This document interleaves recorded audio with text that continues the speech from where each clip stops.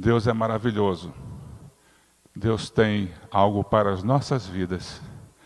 Ele sempre tem uma palavra para trazer aos nossos corações. Depois de cantar esses louvores, me sinto muito alegre, porque nós sabemos que só o Senhor merece adoração. Não existe outro, não há outro. É Deus. O objeto do nosso culto, o objetivo total, é falar, é agradar ao nosso Senhor. E às vezes é muito difícil a gente agradar ao Senhor, né? Como está a nossa vida de adorador? Como está? Nós temos aproveitado esses momentos que nós estamos passando assim nessa prisão domiciliar para adorar a Deus? Porque Deus muda situações. Deus muda a nossa realidade. É somente Ele, por Ele e para Ele, a adoração. Vamos ler a Bíblia no livro de Gênesis, capítulo 4, do verso 1 ao 5, continuando os nossos estudos no livro de Gênesis pela manhã, diz assim: Coabitou o homem com Eva, sua mulher. Esta concebeu e deu à luz a Caim. Então disse: adquiri um varão com o auxílio do Senhor. Depois deu à luz a Abel, seu irmão. Abel foi pastor de ovelhas e Caim lavrador. Aconteceu que no fim de uns tempos, trouxe Caim do fruto da terra uma oferta ao Senhor. Abel, por sua vez, trouxe das primícias do seu rebanho e da gordura deste. Agradou-se o Senhor de Abel e de sua oferta, ao passo que de Caim e de sua oferta não se agradou. Irou-se, pois, sobremaneira Caim, e descaiu-lhe o semblante. Pai de amor, Tu sabes todas as coisas. A Tua palavra é viva e eficaz. Tem misericórdia do Teu servo que está aqui à frente. E fale aos nossos corações, usa o Teu servo pela sua misericórdia. E abençoa, Senhor, o Teu povo que está nos ouvindo neste momento. Em nome de Jesus. Amém. É interessante nós falarmos sobre esse texto, né? Logo no início, a palavra fala coabitou. Conheceu, né? Conheceu. Em outras versões fala coabitou. Refere-se ao modo bíblico de citar a união conjugal, o ato sexual entre marido e mulher. Tem vários textos na Bíblia que falam sobre isso. Isaac, quando conheceu Rebeca, ele logo à primeira vista, ele consumou o casamento deles. Tinha uma tenda, né? Ele tinha ficado órfão de mãe há poucos momentos, pouco tempo, e ele foi e coabitou com a sua mulher.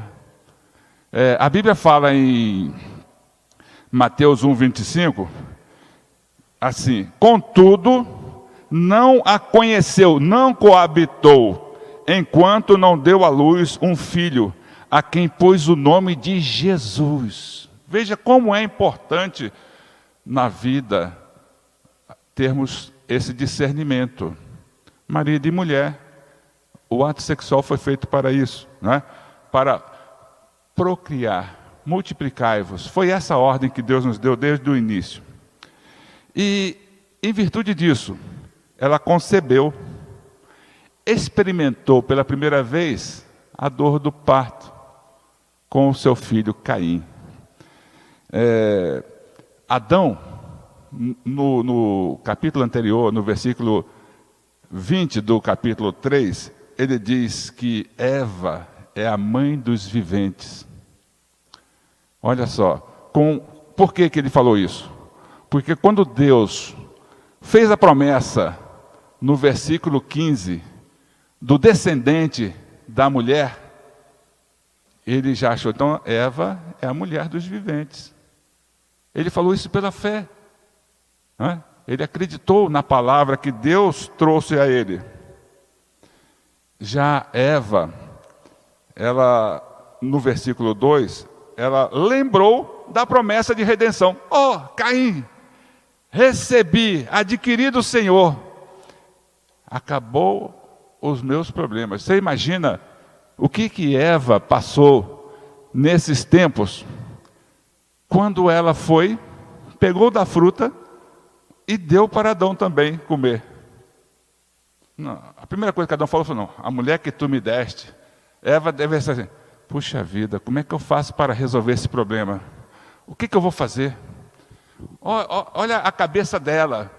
E possivelmente Adão. Eu te disse, mulher, é mais fácil, né? Não faça isso. Eu falei com você que não... E acabou me enrolando. É desse jeito que nós escondemos a nossa culpa, o nosso erro, porque nós temos dificuldade de confessar. Oh Deus, me perdoa, eu errei. Ela poderia ter falado isso, mas ela sempre arruma uma desculpa. E com essa maternidade, ela se julga assim, meus problemas acabaram. Não, não acabaram. Logo depois, ela se coloca, possivelmente, orientando o seu filho nessa direção. Deus fez uma promessa para mim. Deus falou que os meus problemas iriam ser resolvidos no meu descendente. No meu descendente. Eu pergunto, pode pecado gerar boa coisa, santidade? Não tem como o homem gerar santidade a partir dos seus atos.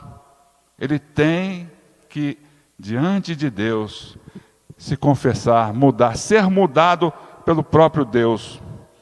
Então, ela ainda fala, eu adquiri um varão com auxílio do Senhor. Realmente se referindo a essa promessa. Mas o descendente prometido não viria dela. Não pode, né, o homem pecador produzir essa tão grande salvação. É somente por Deus. Tempos depois, nós sabemos, né? Deus fez a obra. É interessante também, nós vemos que logo depois, ela deu à luz a um filho, Abel. Abel, pelo próprio significado do nome, é futilidade, vapor, vaidade. Na realidade, foi uma frustração para ela, porque ela pensava que no seu filho estaria resolvido os seus problemas.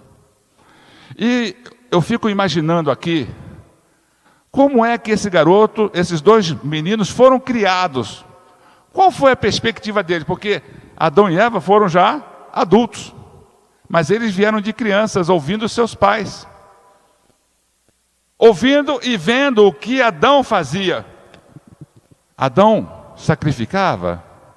Certamente, porque ele estava em contato com Deus e aprendeu dele.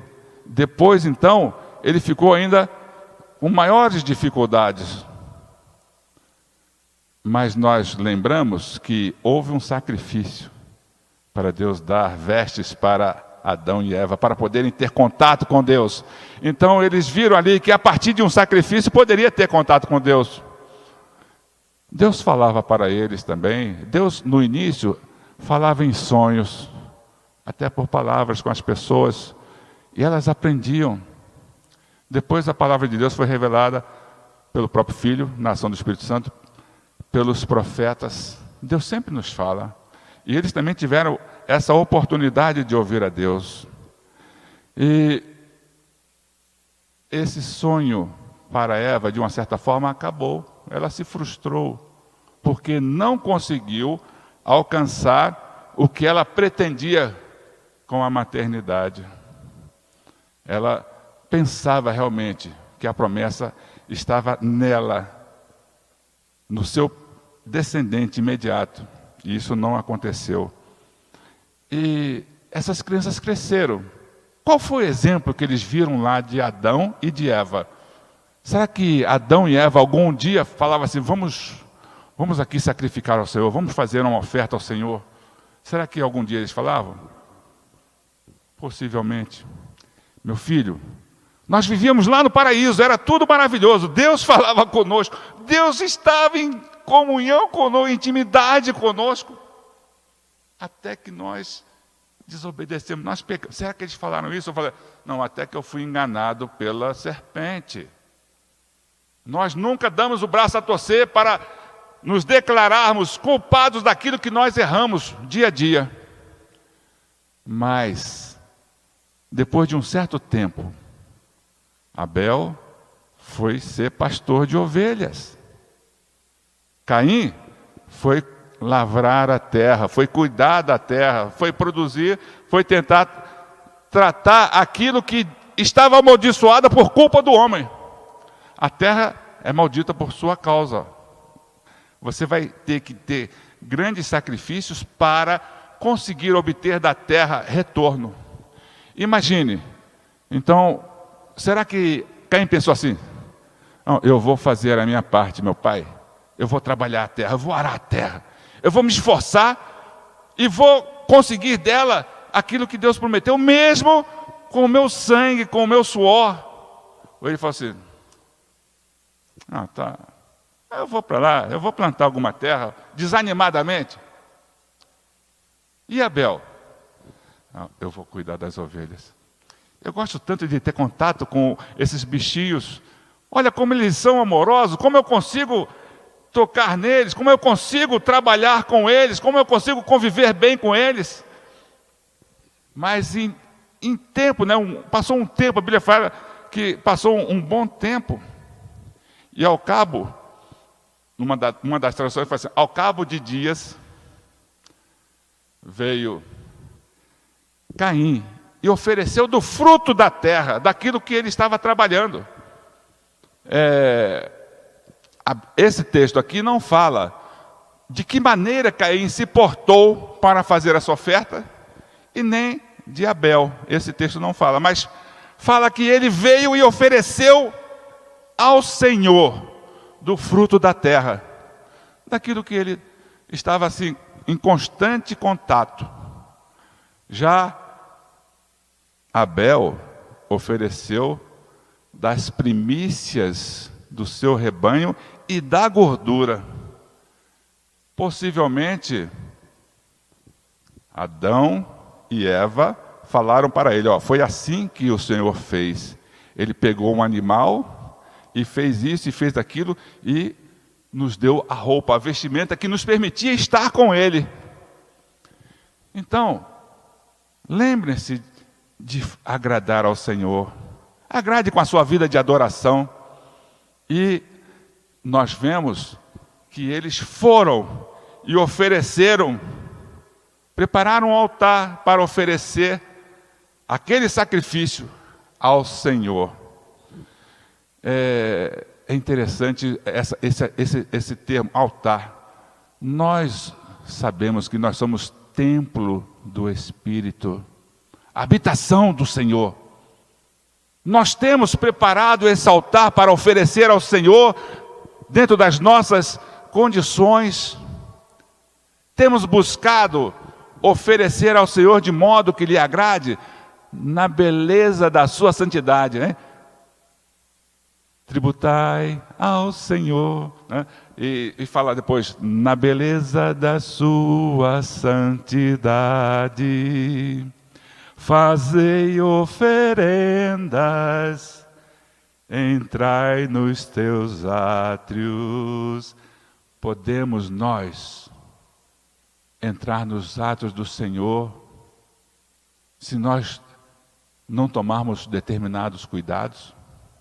Deus é santo, Ele exige santidade de nós, Ele quer mudar a nossa vida. Precisamos confessar os nossos pecados, nos livrar desse pecado. Vocês vejam como era difícil para o sacerdote entrar no templo para oferecer sacrifício por ele e pelo povo, fazer o sacrifício por ele e pelo povo. E aí nós vemos 2 irmãos, o mais velho e o mais novo. Mas a Bíblia fala assim: agradou-se o Senhor de Abel e da sua oferta. Vocês vejam bem, agradou do ofertante e da oferta. Por quê? É uma pergunta interessante, não é isso? O texto não nos explica isso, mas a Bíblia nos explica. Né? Podemos relacionar realmente o sacrifício de sangue que Abel fez ao tipo de Cristo, porque Cristo foi um sacrifício de sangue por nossas vidas. Como podemos dizer assim, ele acertou. Deus tocou no seu coração para ele fazer o sacrifício que agradasse a Deus. E realmente, quem ensinou Abel? Certamente seu pai. Ele viu seu pai falando, ele viu seu pai fazendo. Né? A própria Bíblia nos explica, quando nós lemos lá em Hebreus 11:4, ela afirma que Abel, pela fé, ofereceu sacrifício a Deus mais agradável do que Caim. Foi pela fé. Olha só, que segredo maravilhoso. Abel confiou no Senhor e ofereceu o sacrifício. Será que tem outro tipo de fazer sacrifício sem que seja por fé? Ou melhor, que seja por obrigação? Não, meu filho, Caim, você é o mais velho. Você vai fazer um sacrifício para Deus, daquilo que você tem, daquilo que você faz. Será que eu tenho, o meu sacrifício de louvor ao Senhor tem sido por obrigação? Ou tem sido por fé? O justo viverá por fé. Justiça é atributo de Deus. E Deus se agrada. De fato, sem fé é impossível agradar a Deus. Porquanto é necessário que aquele que se aproxima de Deus creia que Ele existe e que se torne galardoador dos que o buscam. Abel buscou ao Senhor de todo o seu coração, com fé. E Deus lhe respondeu. Como Caim buscou ao Senhor? De Caim e sua oferta, o Senhor não se agradou. Não foi só a oferta, foi do ofertante também. Porque Deus não se agradou da oferta e de Caim. O que nós podemos falar? Certamente ele não tinha fé. Possivelmente ele fez essa oferta por obrigação, por ordem dos seus pais. Caim, sua mãe sempre achou que você foi o filho da promessa, o filho prometido para resgatar-nos dessa vida que nós passamos. Então faça o sacrifício ao Senhor com aquilo que você faz, com aquilo que você produz. Possivelmente foi por obrigação. E possivelmente Caim era aquele filho protegido. Né? Você é o primeiro, você é aquele que vai me resgatar. Então você tem que ser o melhor. Imagine quantas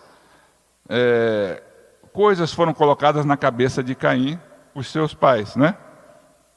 Possivelmente a expectativa dele era que a partir daquilo ele seria aceito, a partir daquilo tudo iria mudar. A partir dos seus sacrifícios e oferta, Deus iria resolver todos os problemas dele. Mas não foi assim. Ele também viveu essa ilusão.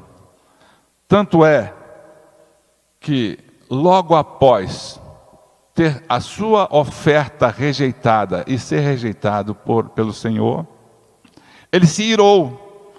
E há umas versões bíblicas, ele falou, sobremaneira.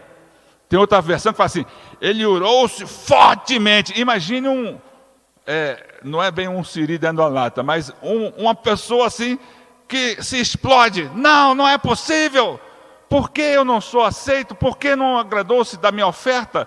Eu fiz porque obedeci meus pais, meu pai mandou eu fazer. Não era o coração que estava agindo, não era por fé, como foi a oferta de Abel.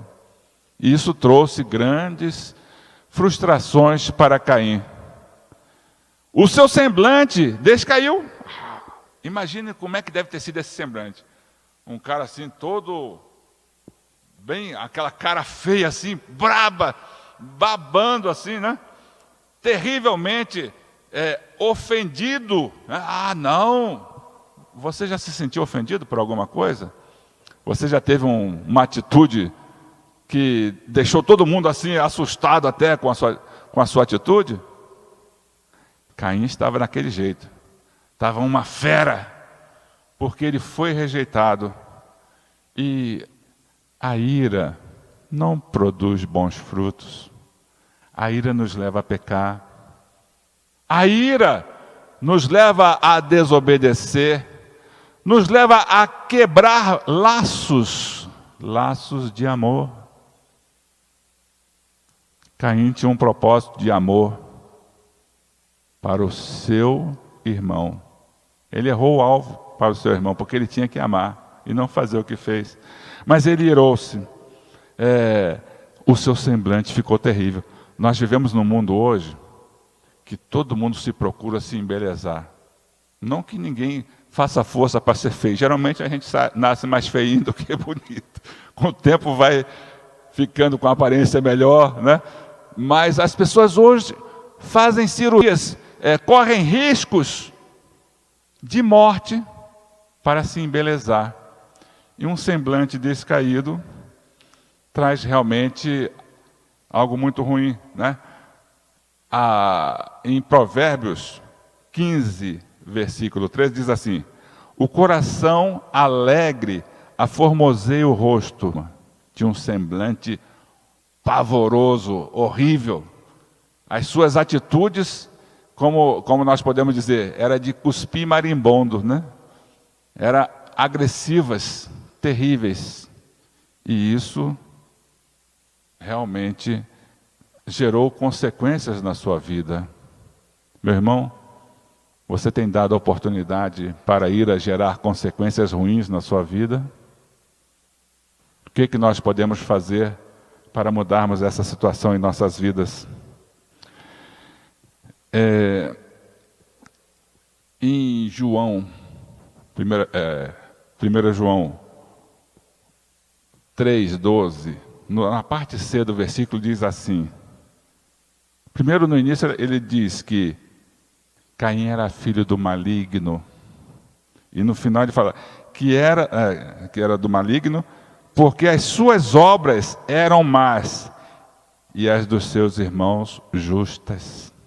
A maldade tomou conta da vida do Caim desde o início. Olha, se nós não cuidarmos, a maldade toma conta da nossa vida, porque o homem pecador, ele é ruim, o coração dele é corrupto. O coração corrupto gera consequências corruptas, gera consequências de pecado. E Caim tinha um coração ruim. Eu imagino que ele deveria fazer muitas covardias com seu irmão mais novo. Tanto é que o irmão preferiu ir lá para o rebanho. Não, vou lá para o rebanho. Você vai lá cuidar das frutas, da terra, né? vai arar, vai trabalhar lá. E cada um se colocou numa condição. Então, nós temos que ter muito cuidado. Aquilo que você faz te traz alegria, o seu rosto será se aformoseia com a alegria que vem do Senhor. Faça as coisas com alegria. Isso faz bem e agrada a Deus. Caim não agradou a Deus em momento algum. A sua oferta não seria aceita. Os atos de injustiça que ele praticava o desqualificou para ofertar a Deus. A palavra de Deus diz que não aceito a iniquidade associada ao culto solene. Lá em Isaías 1:13 fala sobre isso. A iniquidade, a perversidade, a injustiça, o fruto da ira, que são pecados, não coabitam no culto solene. E a adoração ao Senhor requer um coração cada vez mais em conformidade com o Senhor Jesus. Nós precisamos abrir os nossos corações para que o Espírito Santo trabalhe os nossos corações, comece a implantar ali o DNA de Cristo, que é o seu caráter de amor, alegria, de paz, de bondade, longanimidade, benignidade, fidelidade, mansidão e domínio próprio. Tudo isso Deus trabalha em nossas vidas. E o sacrifício que oferecemos a Ele deve estar nesse pano, com essas bases, que é Ele que nos dá, não somos nós não, de nós mesmos, nós somos nada. A Bíblia fala que nós somos trapo de imundície. Com o bom que nós temos, o melhor que nós temos, não passa de trapo de imundície. É somente em Cristo que podemos ter uma vida que agrada ao Senhor. Porque quando Ele olha para a gente, Ele não vê ali o Caim, não vê o Abel, não vê o Ivan, não vê o Eliezer, Ele vê Cristo. E isso satisfaz a Deus. É o sacrifício que agrada ao Senhor. Eu quero fazer algumas perguntas aqui, meus irmãos. O que fazemos tem agradado ao Senhor? Responda para você mesmo. O que nós fazemos, qual tem sido a nossa motivação? Agora, o que nós devemos fazer quando somos reprovados? Caim foi reprovado. E ele só piorou a situação dele depois dessa reprovação. Quando nós estamos estudando e ficamos reprovados em alguma matéria, você começa a se dedicar àquela matéria, começa a mudar o seu modo de ser, começa a se dedicar mais. Nós temos nos dedicado mais ao Senhor?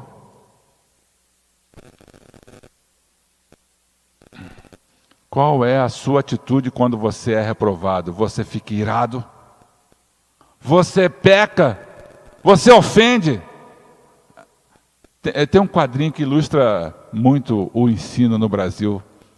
Tempos atrás, quando o aluno era reprovado, os pais chegavam perto do professor e castigavam o filho. Hoje não. Quando o filho é reprovado, os pais querem castigar o professor. E nós somos reprovados constantemente. O que nós temos feito para isso? Como temos nos portado como adoradores? Temos procurado trabalhar esse altar oferecido ao Senhor, que é o nosso corpo, habitação do Espírito Santo? Temos trabalhado em nossas vidas mudanças? E por último eu te pergunto, o que você tem feito em adoração ao Senhor? Oremos.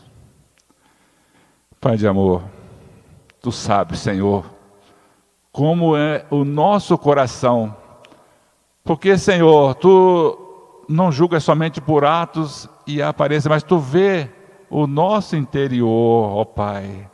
E por isso nós Te pedimos perdão. Carecemos do teu perdão, da tua misericórdia, Senhor. Muda, Senhor, essa situação que vivemos. Muda, Senhor, o nosso relacionamento para contigo em profunda intimidade, em algo que te agrada, Senhor. Ó Deus, nesse momento, Senhor, tem coisas em nossas vidas que possivelmente não te agradam.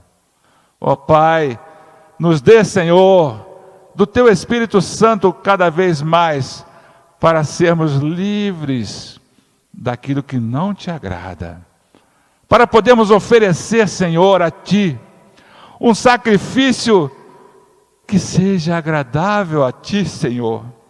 Nossas vidas, que elas sejam cada vez mais voltadas para Te agradar, para o Teu louvor, para Te adorar, ó Pai, na beleza da Sua santidade, ó Pai.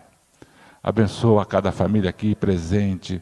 Abençoa os nossos irmãos que estão em casa, ouvindo a Tua palavra, Senhor. Dê ânimo a eles, Senhor. Faça mudanças, Senhor. Nós Te pedimos por aqueles que estão sofrendo por motivos de enfermidade, Senhor. Abençoa, Senhor, Teus servos que estão em casa, sofrendo alguns tratamentos difíceis. Lembramos aqui de vários irmãos, não vou citar os nomes, para que não cometam injustiça com outros, mas a cada um que está agora necessitando da Tua bênção, da Tua graça, Senhor, da Tua cura, Senhor, porque é o Senhor que nos cura, é o Senhor que nos sara. Jeová Rafá, atua nessas vidas, ó Pai, e também nos transforma para sermos adoradores aprovados, verdadeiros adoradores, em nome de Jesus. Amém.